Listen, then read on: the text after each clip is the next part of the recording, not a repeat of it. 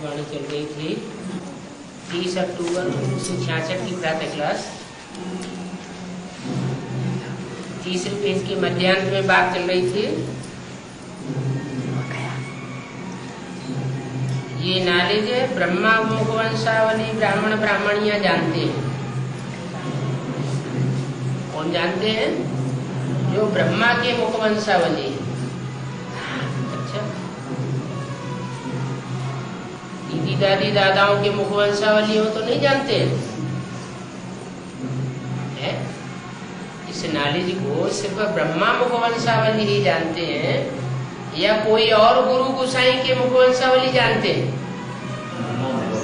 कोई मनुष्य गुरु ऐसा नहीं है जिसके मुखवंशावली इस नॉलेज को जानते हो। तुमको बाप ने ब्रह्मा द्वारा एडॉप्ट किया है।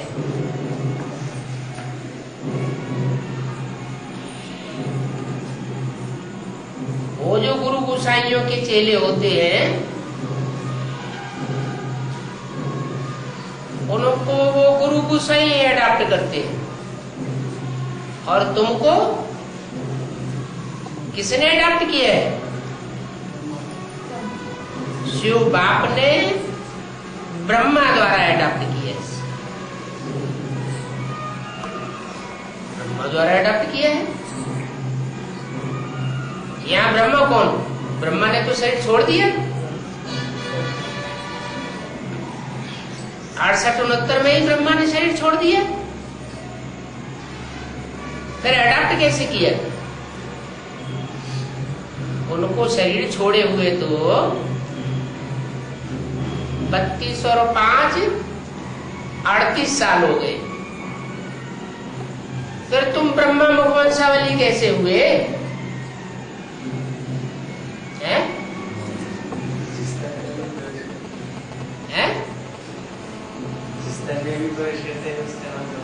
हाँ, ब्रह्मा ने बल शरीर छोड़ा तो जिस तन में भी प्रवेश करूंगा उसका नाम ब्रह्मा रखना पड़े। तो 77 में बाप का प्रत्यक्षता वर्ष मनाया। बाप तो जरूर कोई ब्राह्मण बच्चे के द्वारा ही प्रत्यक्ष होगा। तो जिस बच्चे के द्वारा प्रत्यक्ष होता है वो ही ब्रह्मा हो गया। कौन सा ब्रह्मा? जो यज्ञ के आदि में भी था, प्रजापिता ब्रह्मा।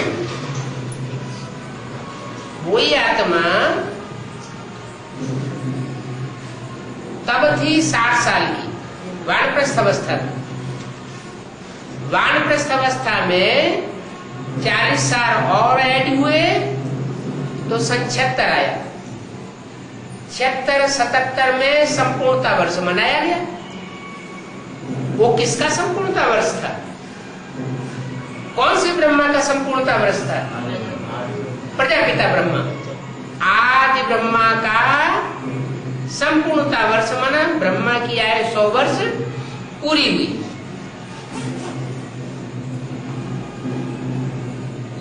और उस नए चोले में परमात्मा शिव ने प्रवेश किया, प्रत्यक्ष हुआ। जब प्रत्यक्ष हुआ तो एडवांस पार्टी निकली। एडवांस पार्टी के वत्सों के द्वारा बाप की प्रत्यक्षता हुई। तो तुमको बाप ने ब्रह्मा द्वारा एडॉप्ट किया है। भगवान तुमको पढ़ा करके यह बनाते हैं। तुमको पढ़ाकर क्या बनाते हैं? यह माने किसकी तरफ इशारा? लक्ष्मी नारायण के चित्र की तरफ इशारा दिया कि तुमको यह बनाते हैं। उन ब्राह्मणों को नहीं बनाते जो सन्मुख बैठ करके पढ़ते हैं, उनको बनाते हैं। तो अच्छी रीति पढ़ना चाहिए ना। सन्मुख बैठ करके तुम पढ़ते हो, वो तो सन्मुख बैठ करके नहीं पढ़ते। तो जो सन्मुख बैठ करके पढ़ते हैं उनको पढ़ाई बहुत अच्छी रीति पढ़नी चाहिए। सिर्फ बाप और नई दुनिया को याद करो पढ़ाई बहुत कठिन नहीं है। क्या करना है, सिर्फ बाप को याद करो और बाप जो नई दुनिया रचने के लिए आया हुआ है उस नई दुनिया को याद करो। अभी अव्यक्तवाणी में तो इस साल बोल दिया, तुम बच्चों को नई दुनिया की सौगात बाप ने दी है। अरे सौगात दी है तो सौगात याद नहीं आती है? याद आना चाहिए ना। नहीं याद आती है इसका मतलब अच्छी रीति पढ़ाई नहीं पढ़ी। नहीं तो कोई की दी हुई सौगात तो याद आनी चाहिए ना। अव्यक्तवाणी में बोल तो दिया इस साल।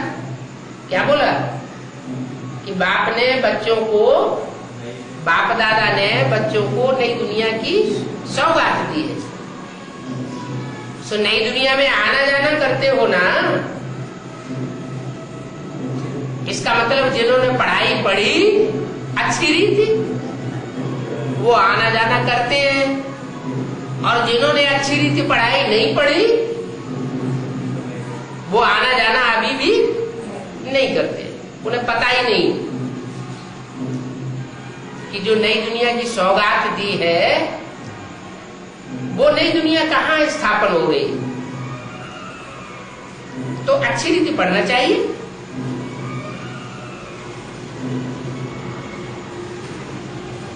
सिर्फ बाप को याद करना है और नई दुनिया को याद करना है, तो तुम स्वर्ग में चले जाओगे। अभी स्वर्ग नहीं रचा गया है क्या? स्वर्ग की सौगात नहीं दी है।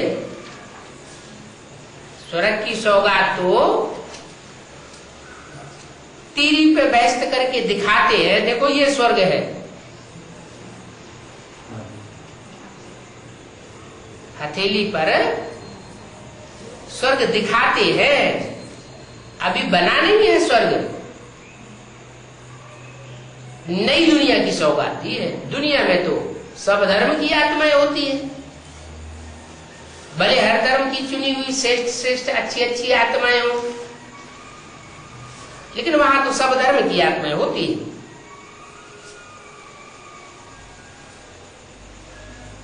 तो अगर तुम अच्छी रीति पढ़ेंगे तो स्वर्ग में चले जाएंगे, और बहुतों को पढ़ावेंगे तब जावेंगे। क्या क्या कहा?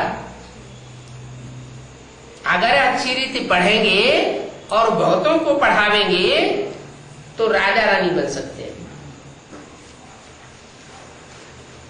अगर खुद अच्छी रीति नहीं पढ़ेंगे, बहुतों को नहीं पढ़ावेंगे, तो स्वर्ग में तो जावेंगे, लेकिन राजा रानी नहीं बनेंगे। जितनी रूहानी सर्विस करेंगे उतना उच्च पद पाएंगे। तुम हो रूहानी सोशल वर्कर। क्या? रूहानी सोसाइटी की तुम सेवा करने वाले हो, जिस्मानी सोसाइटी की सेवा करने वाले नहीं हो। बाकी सारी दुनिया में है जिस्मानी सोशल वर्कर। तुम आत्माओं को बाप रूह का ज्ञान देते हैं, आत्माओं की सेवा करते हैं। इसको कहा जाता है आत्माओं की सेवा। जो सिखाते भी स्पिरिचुअल फादर है। ये रूहानी सेवा रूहानी बाप ही आकर के सिखाते हैं। मनुष्य को भगवान कहना तो महान पाप हो जाता है। क्या कोई मनुष्य भगवान बनकर के बैठ जाए तो ये तो बहुत बड़ा पाप है। कहते हैं ना शिवो हम, माना हम ही शिव है। अब शिव आवेगा, दुनिया की सबसे बड़ी हस्ती, तो वो अपने मुख से बैठ कहेगा कि हम शिवो हम, मैं शिव हूं। उन्होंने तो किताब में लिख दिया है सच्चिदानंद स्वरूपम शिवोहम शिवोहम, निजानंद स्वरूपम शिवोहम शिवोहम। ब्रह्मा बाबा को साक्षात्कार हुए और इस तरह बोलने लगे।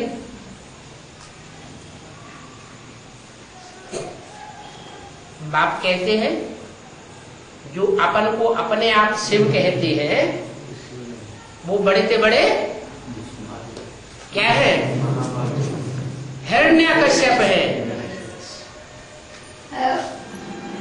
अभी बोला मनुष्य को भगवान कहना तो महापाप है। तो ये है मनुष्य से देवता बनने की पाठशाला। क्या ये पाठशाला कोई छोटी मोटी नहीं है। कैसी पाठशाला है? मनुष्य से देवता बनने की पाठशाला। इतना ऊंच पद और कोई पाठशाला में और कोई स्कूल में और कोई कॉलेज में इतना ऊंच पद मिलता नहीं है। बनेंगे भी जरूर। क्या देवता बनेंगे भी जरूर। 10 वर्ष के अंदर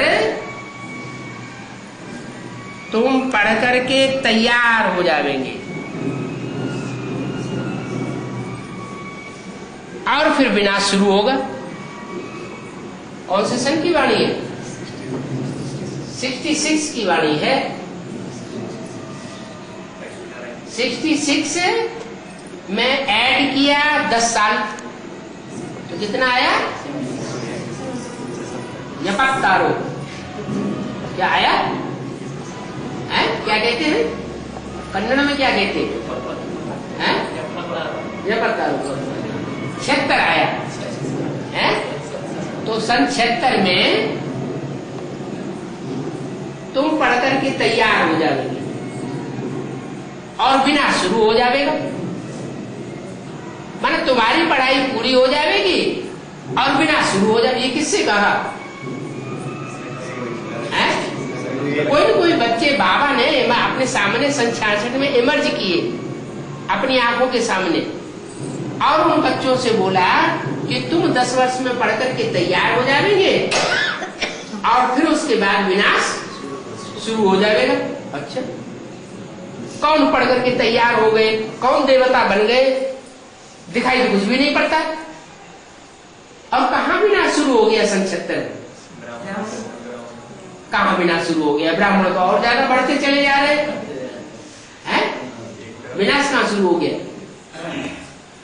है? पता नहीं। प्रजापिता का विनाश हो गया? नहीं बाबा। हाँ, पंचविकार है? नहीं, जो भी ब्राह्मणों की दुनिया तैयार हुई उस ब्राह्मणों की दुनिया में जो नया संगठन तैयार हुआ वो तो बाप को जानते हैं। ब्रह्मा से पढ़ाई पढ़ रहे हैं, ब्रह्मा के द्वारा वर्षा प्राप्त कर रहे हैं। बाकी जिनको पता नहीं है वो जैसे कि मर गए।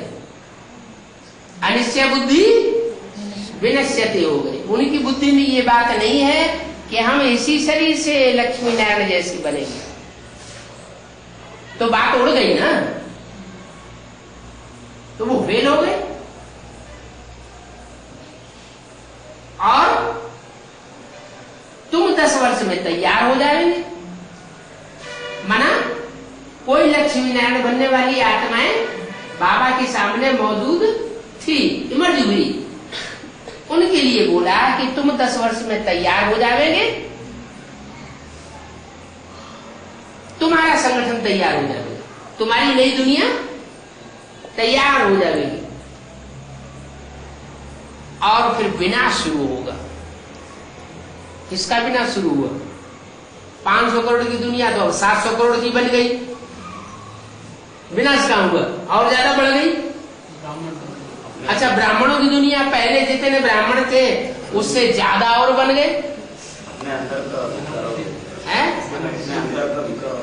हाँ, विनाश होने का मतलब यह है कि जो अनिश्चय बुद्धि आत्माएं बनती जा रही है अंदर अंदर, जैसे भक्ति मार्ग में चलते हैं ऐसे ही चलने लग पड़े, उनका निश्चय उखड़ चुका है, निश्चय उखड़ चुका, मन मर गए, मुर्दा होकर के चल रहे हैं।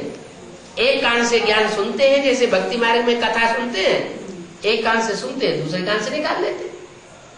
ऐसे ही वहां भी मुरली सुनते हैं, एक कान से दूसरे कान से निकाल देते। मुरली क्या कहती है, उसका क्या अर्थ है, कोई बुद्धि नहीं चलती। मुर्दा की बुद्धि चलती है क्या? मुर्दा की तो कोई बुद्धि नहीं चलती। तो विनाश शुरू होगा, बल विनाश शुरू होगा, तुम फिर भी स्वर्ग में जाओगे क्या? उन रावण कुंभकर्ण मेघनाथ जैसे ब्राह्मणों का विनाश होगा और तुम फिर भी स्वर्ग में जाएंगे। कहते हैं राम गयो रावण गयो जिनको बहु परिवार, सो तो थोड़े ही रहते हैं, जो फिर अदल बदल होती रहती है। तुम फिर आवेंगे नई दुनिया स्वर्ग में। क्या?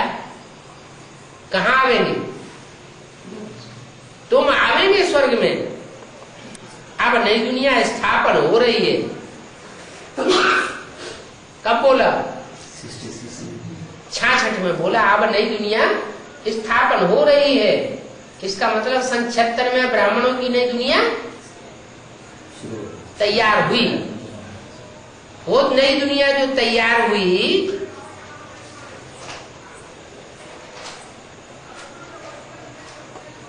वो एडवांस बढ़ती रही सन 76 से लेकर के कब तक?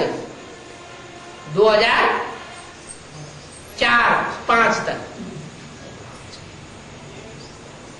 कितने साल बढ़ी? 30 साल। अभी तीसरी मूर्ति के प्रत्यक्ष होने में 3 साल और बढ़े, 33 साल हो जाएंगे। 100 साल का संगम युग है। 3 मूर्तियां हैं, तीनों मूर्तियों के कार्यकाल 30-33 साल के हो गए।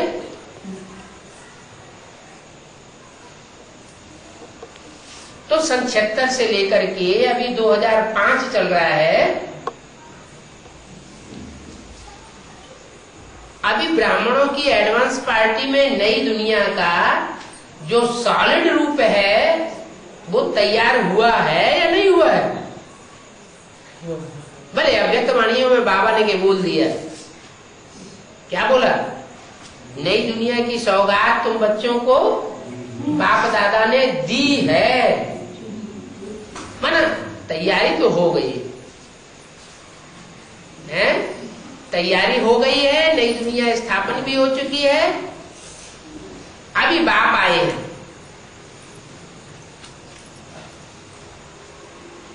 इशारा दे रहे हैं बच्चों को, पढ़ाई पढ़ेंगे तो ऊंच पद पावेंगे, पढ़ाई पढ़ करके दूसरों को पढ़ावेंगे तो ऊंच पद पावेंगे। इस दुनिया में तो अभी नरक है। अभी तुम ही हो जिस संगम युग पर हो। अगर संगम याद रहता है, भगवान याद रहता है, तो तुम संगम युग पर हो। बाप की याद नहीं रहती है, दुखी होने लगते हो, माया तंग कर देती है, ज्ञान के पॉइंट बुद्धि में से उड़ जाते हैं, तो संगम युग पर हो या नरक में हो? नरक में आत्माएं दुखी होती है। बाकी सब कलयुग में तुम संगम पर हो। तुम ना नरकवासी हो और ना स्वर्गवासी हो। बल नई दुनिया की सौगात तुमको दी है, लेकिन तुम अभी स्वर्गवासी नहीं हो और नरकवासी भी नहीं हो। क्या बात? अब बीच में है। हम दुखी भी नहीं होते, हम बहुत सुखी भी नहीं होते। कहते हैं ना, सुख दुख में कैसा रहना चाहिए? सुख दुख में समान रहना चाहिए। दुख पड़ता है तो रोना नहीं, दूसरों के सामने अपना दुखड़ा रोना नहीं, और सुख मिलता है तो बहुत खुश नहीं होना। तो तुम अभी न नरकवासी हो न स्वर्गवासी हो, तुम संग युगवासी हो। अभी तुम ब्राह्मण हो, न शूद्र हो न देवता है। देवता कहा जाता है संपूर्ण ब्राह्मण को। तो माया अभी बीच बीच में खाती रहती है, अवस्था नीचे गिराई देती है, दुखी कर देती है। इसका मतलब अभी तुम पक्के ब्राह्मण नहीं बने। कहेंगे हाँ ब्राह्मण हो, क्योंकि ब्राह्मणों की तो अनेक कुरियां होती हैं। ऊंचे के ऊंचे ब्राह्मण भी होते हैं और नीची कुरी के भी ब्राह्मण होते हैं। तो कहेंगे अभी तुम ब्राह्मण हो, जब तक ब्राह्मण पक्के ना बने तब तक पक्के देवता भी बन नहीं सकते। पक्के ब्राह्मण का ठप्पा लगना चाहिए। ब्रह्मा भगवान साहब ब्राह्मण ब्राह्मणी बने ना, अगर बनेंगे तो शिव बाबा से वर्षा ले सकेंगे, नहीं बनेंगे तो शिव बाबा से वर्षा इस जीवन में नहीं ले सकेंगे। बल सत्युग के दूसरे तीसरे चौथे जन्म में वर्षा मिल जाएगा, वो तो देवताओं से मिलेगा। लेकिन इस जन्म में जो बाप से डायरेक्ट पढ़ाई पढ़ रहे हो, सन्मुख बैठ करके, अगर पूरी पढ़ाई न पढ़ी, पूरा पुरुषार्थ नहीं किया, गफलत करते रहे, तो बाप से पूरा वर्षा नहीं ले सके। माने 16 कला संपूर्ण देवता इस जन्म में नहीं बन सके। वर्षा ब्राह्मणों को मिलता है। क्या कहा है? अगर शूद्रपना है तो वर्षा मिल नहीं सकता। पक्के ब्राह्मण है तो जरूर वर्षा मिलना है। बाकी कुछ न कुछ सुना, थोड़ा बहुत जिन्होंने सुना है सन्मुख आकर के, बाप के सन्मुख आकर के जिन्होंने सुन लिया, माँ के सन्मुख नहीं, किसके सन्मुख? बाप के सन्मुख आकर जिन्होंने कुछ थोड़ा बहुत भी सुना है तो वो स्वर्ग में आ जाएंगे।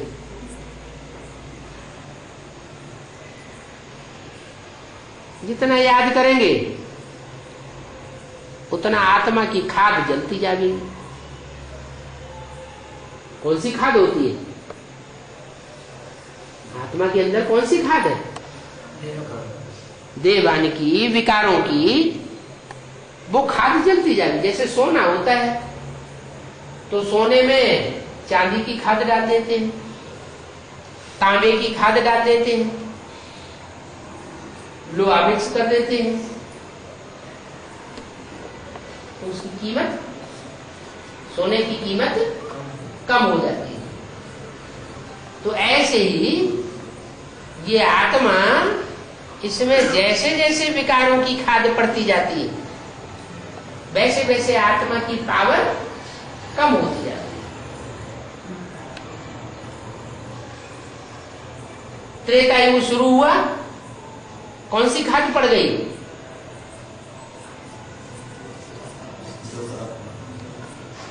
दो कला कम हुई। तो किस लिए कम हुई? जो ऊपर से आत्माएं आती हैं वो फेलियर आत्माएं आती है। क्या? पक्के ब्राह्मण नहीं बने, सेमी देवता बनते हैं वो। तो जो सेमी देवताएं ऊपर से आत्माएं उतरी, वो ढेर की ढेर तादाद में उतरती है। 8 करोड़। सतयुग में सिर्फ 2 करोड़ आबादी थी, उनमें भी पक्के ब्राह्मण सिर्फ 9 लाख थे। 9 लाख में अधूरे ब्राह्मणों की खाद पड़ती है, फिर भी सोना कहा जाता है। फिर त्रेता युग में चांदी की खाद पड़ती है, चांदी जैसी आत्माएं जिनकी कीमत बहुत कम, कहां सोना और कहां चांदी। सोना 5-6 हजार का कितना मिलता है? 10 ग्राम। 10 ग्राम। और चांदी 8-10 हजार की कितनी मिलेगी? 1 किलो। तो बहुत फर्क पड़ गया। जब द्वापर युग शुरू होता है तो तांबे जैसी आत्माओं की खाद पड़ जाती है। इब्राहिम आए, क्राइस्ट आए, जो विचार फैलाने वाली आत्माएं हैं, जो क्रोधी आत्माएं हैं, क्रोध में आती है तो सारी दुनिया को एटम बमों से भून के रख देती। ऐसे ऐसे कामी और क्रोधी आत्माओं के संग के रंग में देवताओं को आना पड़ता है। तो संग के रंग की खाद पड़ जाती है। सोने में चांदी तांबा मिक्स किया जाता है ना, मिक्स किया गया माना संग का रंग लग गया।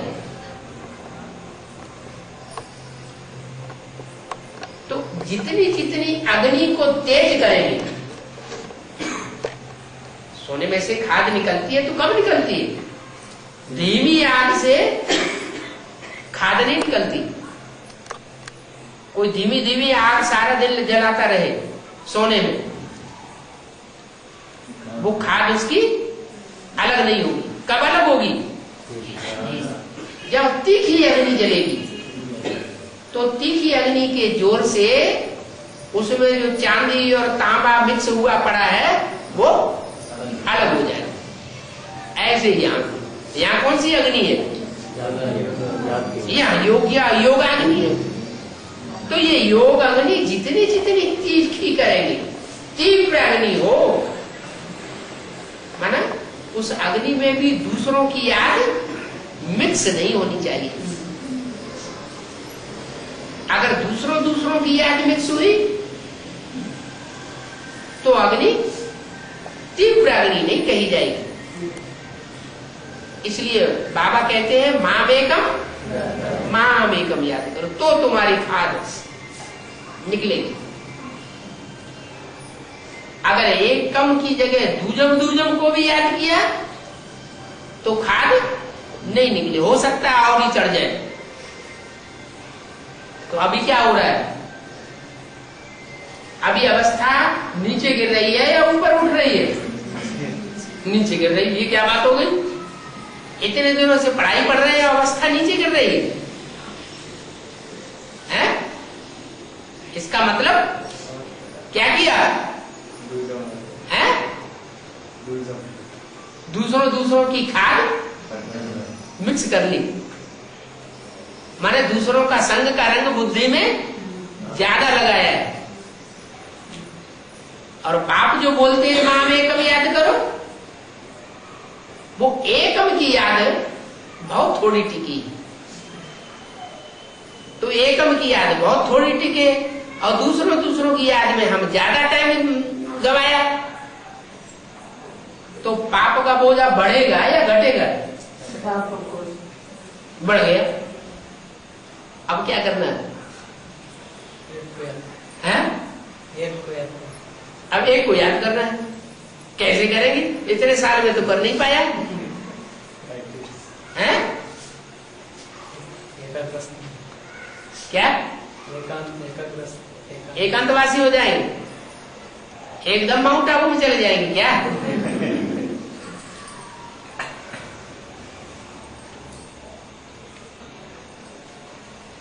इसलिए एक अव्यक्त वाणी में बोला है, अपने फरिश्ता स्वरूप का अनावरण कब करेंगे? कोई मूर्ति का उद्घाटन होता है तो मूर्ति के आगे पर्दा पड़ा हुआ होता है, फिर जब उद्घाटन करते हैं तो उसका पर्दा उठा देते हैं। तो पूछा, ब्राह्मण से फरिश्ता बनना है ना, इस फर्श की दुनिया वालों से रिश्ता तोड़ना है या और नए नए रिश्ते जोड़ना है? क्या करना है? 63 जन्म तो नए नए रिश्ते हर जन्म में जोड़ते रहे, बुद्धि अनेकों रिश्तों में भटकती रही, इतनी भटक गई कि अभी बाप आकर के इतने वर्षों से पढ़ाई पढ़ा रहा है नष्ट हुआ है स्मृति लब्धा की, बजाय वो नष्ट होने के और ही ज्यादा अटैचमेंट होता जा रहा है।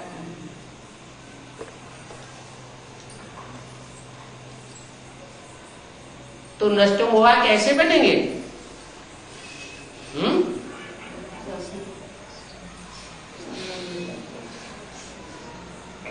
तो बोला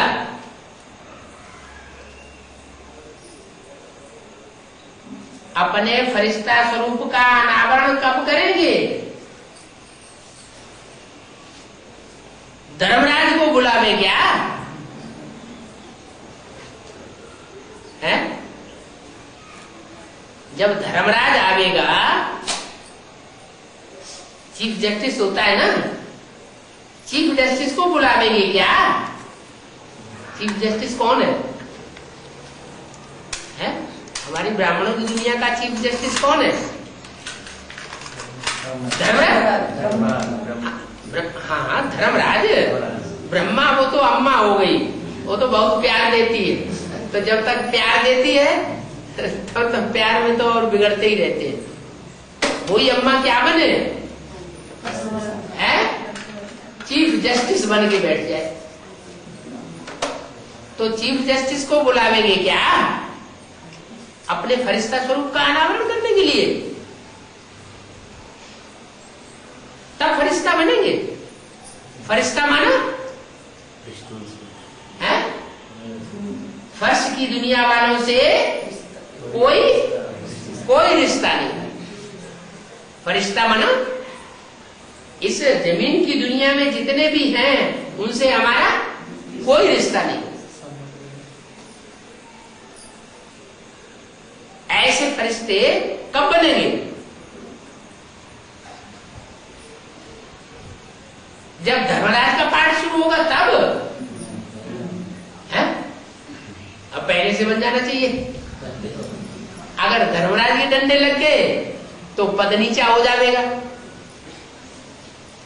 धर्मराज के डंडे लगने से पद नीचा होगा या ऊंचा होगा? पद नीचा हो जाएगा। डंडे के डंडे खाओ और पदवी नीचे मिले तो डबल नुकसान हो गया। तो घाटे का सौदा करेंगे या फायदे का सौदा करेंगे? बाप को तो अच्छा नहीं लगता है कि मेरे बच्चे जिनको मैंने इतनी पढ़ाई और धर्मराज के डंडे खाए, टीचर की तो धूतैया हो जाएगी क्या? तो बाप कहते हैं शिव बाबा से वर्षा ले लो, ब्राह्मणों को वर्षा मिलता है। ब्राह्मण किनको कहा जाता है? जो ब्रह्मा मुख की बात को माने सो ब्राह्मण। और ब्रह्मा की पढ़ाई मुख्य किस बात की है? ब्राह्मणों की मुख्य किस बात की पढ़ाई है? कौन सी बात में विशेष अटेंशन दिया जाता है? पवित्रता की। जो पवित्र है वो ब्राह्मण, अपवित्र है तो शूद्र है। तो ब्राह्मणों को वर्षा मिलता है। बाकी कुछ ना कुछ सुना तो प्रजा में आ जाएंगे। जितना याद करेंगे उतना खाद जलती जाएगी। तुम विकर्माजीत बनेंगे क्या? जब सारी खाद आत्मा की जल जाएगी तब तुम विकर्माजीत मानो विकर्मों के ऊपर, विपरीत कर्मों के ऊपर जीत पा लेंगे। विपरीत कर्म मानो श्रीमत के बरखिलाफ जो कर्म है, जो हम 63 जन्म से करते चले आए हैं, उन पाप कर्मों के ऊपर हम जीत पा लेंगे। हमसे पाप कर्म नहीं होंगे जब हम पक्के ब्राह्मण बन जाएंगे। अभी तो घड़ी घड़ी देवभान में आते रहते हैं, देवभान में आने से माया हमसे पाप कर्म करा देती है। पाप कर्म नहीं होंगे, विकर्माजीत बनेंगे तो तुम स्वर्ग में चले जाओगे।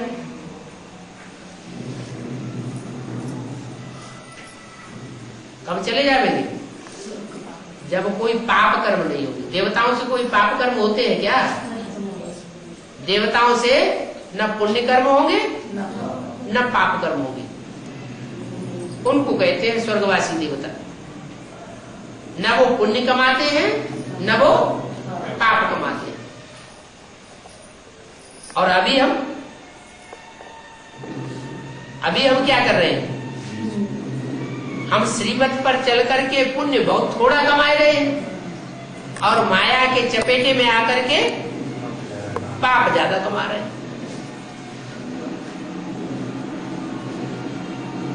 कोई भी देहधारी को याद नहीं करना है, कोई भी देहधारी को। अरे जो 63 जन्म के ज्यादा नजदीकी होंगे उनको तो याद करना ही पड़ेगा ना। 63 जन्म लिए हैं तो 63 जन्म में कोई न कोई तो बहुत ज्यादा नजदीकी रहे होंगे। कैसे पता चले? इस बात का कैसे पता चले कि 63 जन्म में हमारे ज्यादा नजदीक कौन रहा? याद आती है, याद आती। हाँ, इस संगम की ब्राह्मण जन्म में जो ज्यादा हमारा पीछा करता है, जिससे हम पीछा छुड़ाना चाहते हैं फिर भी पीछा छूटता नहीं, उसकी याद आ ही जाती है। क्या उन्होंने फिल्म बनाने वालों ने गीत बना दिया? क्या गीत बनाया है? जिन्हें हम भूलना चाहें वो अक्सर याद आते हैं। 1-2 बार याद नहीं आते, अक्सर करके बार बार याद आते हैं। तो क्या करें बार बार याद ना आए? उनसे कैसे पीछा छुटाएं? हैं? घड़ी घड़ी धर्मराज को याद करें।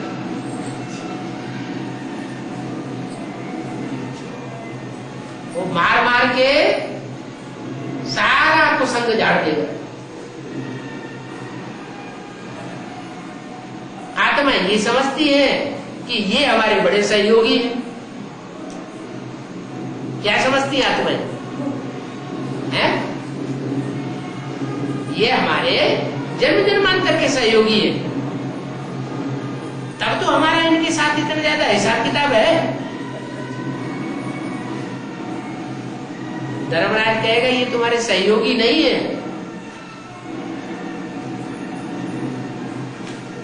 ये तुमको जन्म जन्मांतर नीचे गिराने वाले। इस दुनिया में ऊंचा चढ़ाने वाला कोई नहीं, सब नीचे गिराने वाले। ऊंचा चढ़ाने वाला सिर्फ एक बाप है जो इस सृष्टि पर अंत में आता है। इसलिए वो कहता है माँ में कम याद करो। मुझे याद करेंगे तो तुम्हारे पाप भस्म होंगे, पाप भस्म होंगे तो पुण्य का खाता भारी हो जाएगा। तराजू होता है ना, तराजू में एक पलड़े में पाप रखे जाएं, एक पलड़े में पुण्य रखे जाएं, तो पुण्यों का खाता भारी तब होगा जब पाप कर्म पाप की याद से सारे भस्म हो जाए। या तो याद से भस्म होंगे, नहीं तो धर्मराज के दंडों से भस्म होंगे। याद से भस्म हो जाए उसमें फायदा ही फायदा है, पद भी ऊंच बनेगा। इसलिए याद जो है वो याद का प्रोग्राम कभी छोड़ना नहीं चाहिए।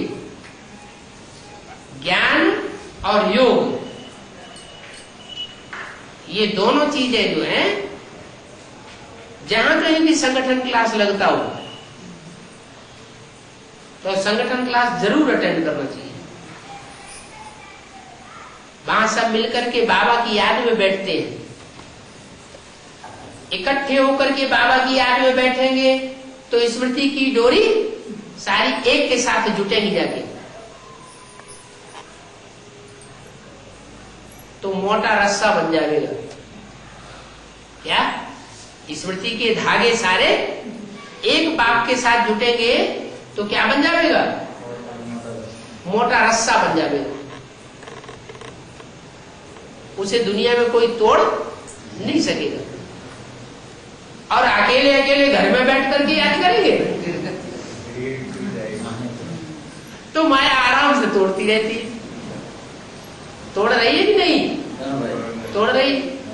तो अभी कोई ध्यान ही नहीं दे रहा है और ही उल्टी बात सोच लेते हैं। क्या? अरे वो क्लास में क्या होता है, गीता पाठशाला में जाके क्या करेंगे? वहां वही मुरली ही तो सुनाई जाती है और टीवी में वही तो देखा जाता है। हम अपने घर में, हमारे घर में भी टीवी रखा है, हम अपने घर में टीवी देख लेंगे, बाबा को याद कर लेंगे अमृत वेले। लेकिन दिल से पूछो, क्या अकेले अकेले में बाबा की याद हो पाती है? मुरली जो सुनते हो उस मुरली में उतना मजा आता है जो संगठन में मजा आता है। संगठन में मजा आता है। संगठन में मुरली पढ़ते हैं, सुनते हैं तो जास्ती मजा आता है, जास्ती उमंग उत्साह बढ़ता है। और ये बात तो शास्त्रों में भी लिखी है कि कलयुग में संगठन में बहुत ताकत होती है, खास करके मुसलमान लोग, इस्लामी लोग, इन्होंने दुनिया में ज्यादा से ज्यादा हिस्से में राज्य किया और लंबे समय तक राज्य किया। अभी क्रिश्चियंस बढ़ गए 100-200 साल से, उससे पहले 2500 साल से मुसलमानों का ही राज्य बना रहा। कारण क्या हुआ? उन मुसलमानों का ज्ञान हमारे शास्त्रों से ज्यादा ज्ञान है क्या? नहीं। फिर उनकी बुद्धि का योग जो है, सारे मुसलमानों की बुद्धि का योग दुनिया के किसी भी हिस्से में रहेंगे, उनका बुद्धि का योग मक्का मदीना में लगा होता है। सारी जिंदगी उनकी बुद्धि में ये ललक लगी रहती है कि हम मक्का मदीना पहुंचे और वहां जाके हज यात्रा करें तो हमें बहुत सवाब मिल जाएगा। वो समझते हैं इस बात को, उनमें ये मान्यता है क्या कि घर में बैठ के जो नमाज पढ़ेंगे तो 1 गुना फायदा, मस्जिद में जाके नमाज पढ़ेंगे तो 10 गुना फायदा, जामा मस्जिद में जाके पढ़ेंगे तो 100 गुना फायदा, अजमेर शरीफ में जाके पढ़ेंगे तो 1000 गुना फायदा, 1000 गुना सवाब मिलता है। और काबा में जाके नमाज पढ़ेंगे तो 1,00,000 गुना सवाब मिलता है। एक ही बात है। तो जितना बड़ा संगठन होगा उतना बड़ा नशा चढ़ेगा। अच्छा, उनकी बात छोड़ दो, वो तथाकथित ब्राह्मणों की बात ले लो। वो एक एक पांडाल में हजारों की तादाद में इकट्ठे होते हैं या नहीं होते हैं? होते हैं। उनको बाप मिला है क्या? नहीं मिला है। उनको सच्चा ज्ञान मिला है क्या? सच्चा ज्ञान भी नहीं मिला है। उनको इतना नशा क्यों चढ़ा रहता है कि हमारी एक बात भी सुनने के लिए तैयार नहीं? क्या कारण है? अरे इतना बड़ा हुजूम इकट्ठा किए हुए हैं इकट्ठे बैठते हैं, इकट्ठे खाते हैं, इकट्ठे सोते हैं, तो संगठन की जो पावर है वो उनको मिल रही है। यहाँ थोड़े से मुट्ठी भर ब्राह्मण, 5 ब्राह्मण, एक गीता पाठशाला में कहा गई रजिस्टर, 4-5 की बड़ी मुश्किल से हस्ताक्षर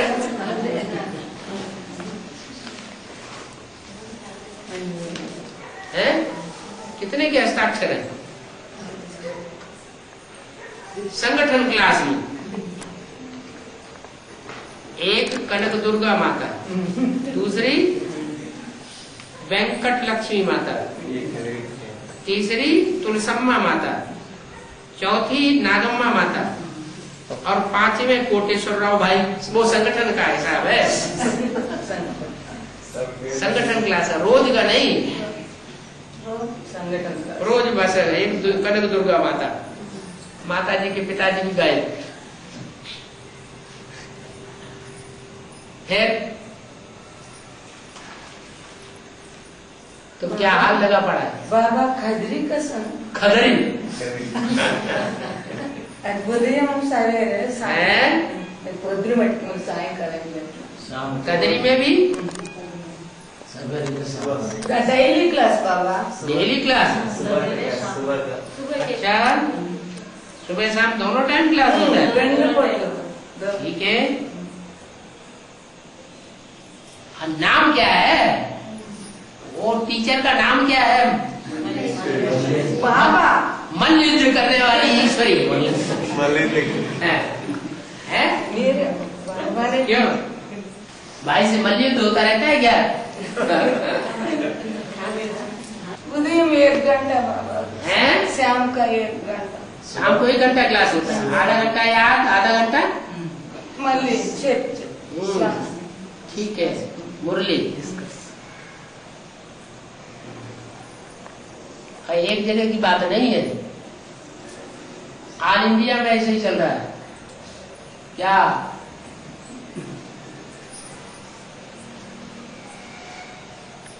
5 पांडव भी गीता पाठशाला में मुश्किल से इकट्ठे हो रहे हैं।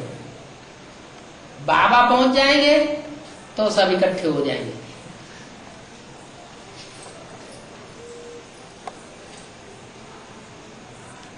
तो संगठन के हिसाब से डब्बा गोल होता जा रहा है। क्यों? ये यूनिटी क्यों नहीं बन रही है?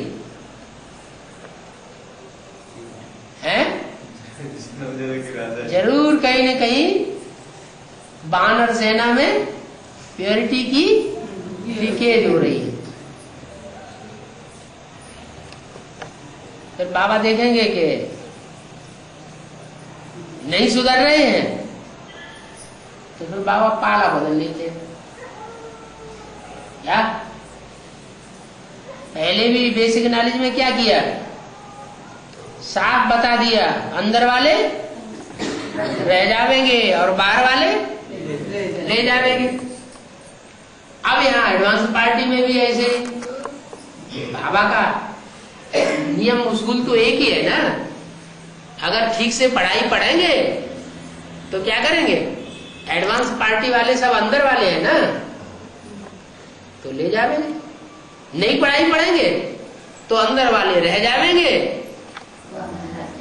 और बाहर वाले कौन हैं? बीके में से जो निकलेंगे, जो बीके में से निकलेंगे आगे चल के निकलने तो है ना, है? विजयमाला निकलेगी कि नहीं निकलेगी? क्या इशारा दिया उसके लिए? विजयमाला निकलेगी उसके लिए मुरली में क्या इशारा दिया? एक रानी मक्खी निकलेगी तो उसके पीछे पीछे सारा झाड़ जाएगा। तो संगठन की ताकत निकल आएगी बाहर। फिर क्या हुआ? अंदर वाले रह जावेंगे और बाहर वाले चंद्रवंशी ले जावेंगे। ये तो बहुत बात हो गई है।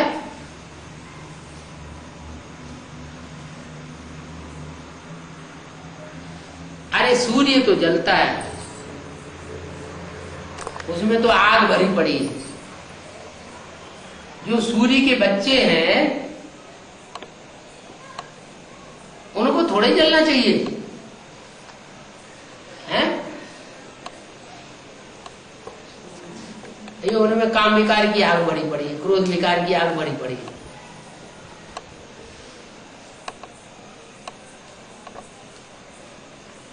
इसलिए फिर बोल दिया, क्या बोला है? बोला है रुद्रमाला पहले तैयार तो होती है, लेकिन रुद्रमाला का पूजन नहीं होता।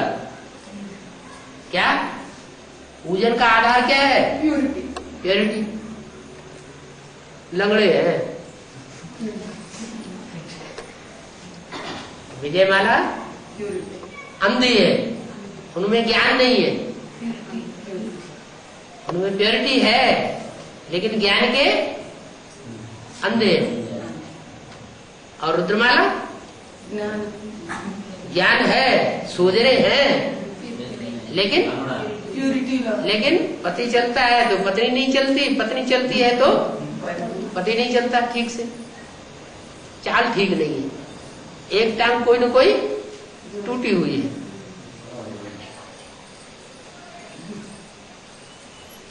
रुद्रमाला का चाहे बढ़िया से बढ़िया मणका हो, चाहे प्रजापिता ही क्यों न हो, क्या एक बढ़िया चलेगा तो दूसरा डब्बा कौन करता है? क्या 3 टांग की दौड़ देखिए,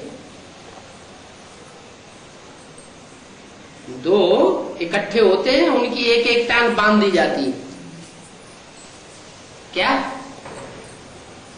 2 को इकट्ठा करके और उनकी एक एक टांग बांध दी जाती है, एक टांग से एक की एक टांग, दूसरे की दूसरी टांग और बांध देते हैं, फिर कहते हैं दौड़ो। तो क्या करना पड़ेगा? है जो दौड़ने वाले हैं उनको साथ साथ टांग उठानी पड़े ना, जितना एक दौड़ता है उतना ही फिर दूसरे को भी दौड़ना पड़े, तभी तो दौड़ में आगे जाएगा, नहीं तो पीछे रह जाएगा। ये भी गृहस्थी की गाड़ी है, गृहस्थी की गाड़ी में एक पहिया जहां का तहां घूमता रहे, चले ही नहीं, और दूसरा पहिया तेजी से घूमे तो क्या होगा? है? गाड़ी आगे जाएगी, एक जगह रुक जाएगी, है? आगे नहीं जाएगी ना, एक ही जगह घूमती रहेगी। तो इसलिए बोल दिया कि रुद्रमाला के मणके बाद में विजयमाला में ऐड किए जाएंगे।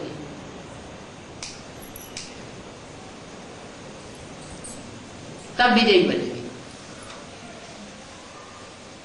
जब तक विजयी नहीं बनेंगे विकारों के ऊपर, तब तक स्वर्ग का मुंह नहीं ले सकेंगे।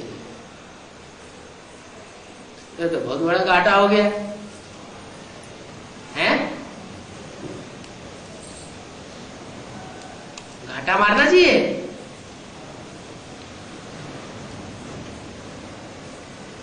बाप मिला है तो फायदे के लिए मिला है या घाटा मारने के लिए मिला है? फायदे के लिए मिला है तो फायदा लेना चाहिए ना, कि 8 ही लेंगे सर फायदा है, 8 को ही पूरा फायदा लेने देंगे। ओम शांति। 10 मिनट कम, 10 मिनट में किसी को कुछ पूछना करना हो तो पूछ लो।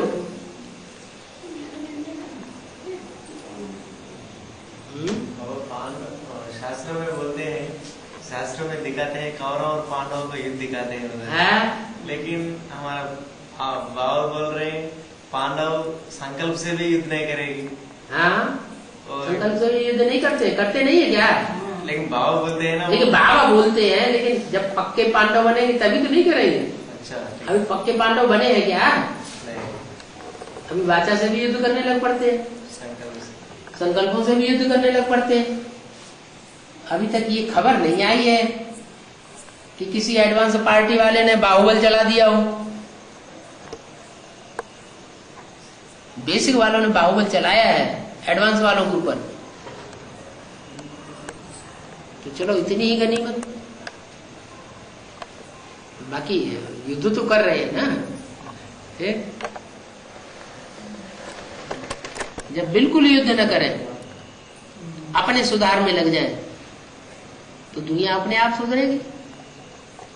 हम लक्ष्मी नारायण बन जाए, जैसे बन जाएंगे, तो हमारे सामने कोई विरोध करने वाला आएगा ही नहीं।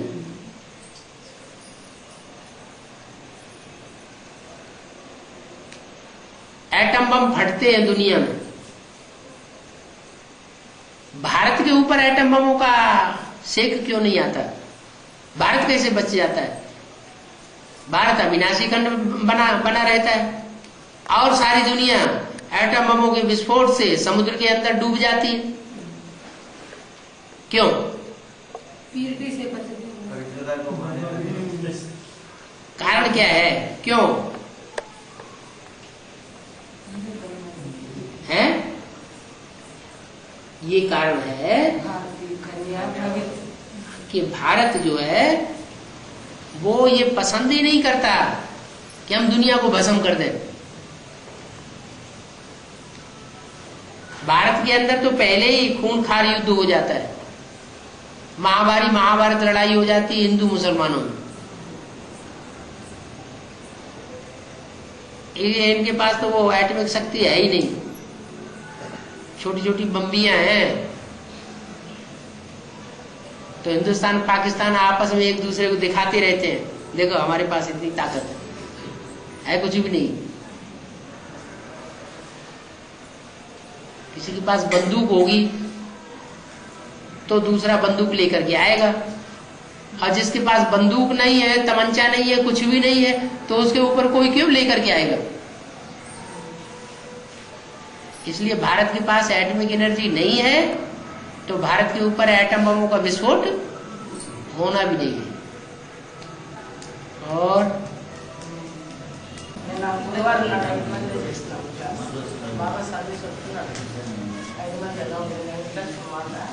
माता हिंदी नहीं जानती है, कुछ बोलना तो चाहती है,